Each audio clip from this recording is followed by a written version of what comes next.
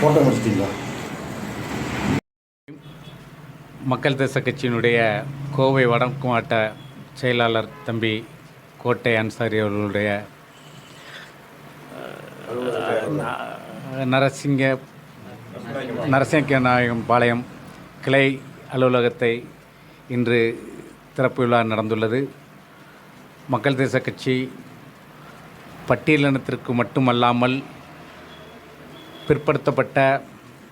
மிகவும் பிற்படுத்தப்பட்ட பட்டியலின மக்களுக்காக வறுமை கோட்டிற்கு கீழ் இருக்கக்கூடிய அனைத்து மக்களினுடைய பொருளாதாரத்திற்கும் கல்விக்கும் உதவும் வகையில் செயல்பட்டு கொண்டிருக்கின்றது.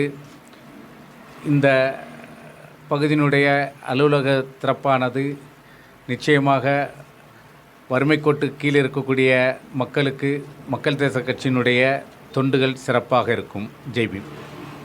சார், முதலமைச்சர் வேட்பாளராக தேர்ந்தெடுக்கும் சொல்லியிருக்கீங்க.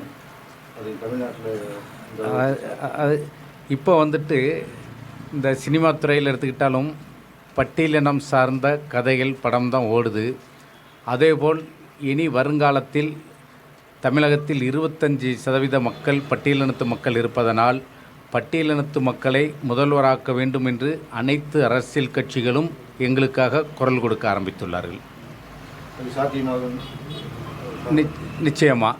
ஏன்னா ஒரு சினிமா துறை எடுத்துக்கிட்டிங்கனாலும் அது இன்றைக்கி பட்டியலினத்தை சார்ந்த கதைகள் அம்சம் கொண்ட படங்கள் எப்படி வெற்றி பெறுகிறதோ அதேபோல் பட்டியலினத்தினுடைய மக்கள்தான் முதல்வராகக்கூடிய அந்த சூழல் உருவாகி கொண்டிருக்கின்றது. நிறைவேற வாழ்த்துக்கள்.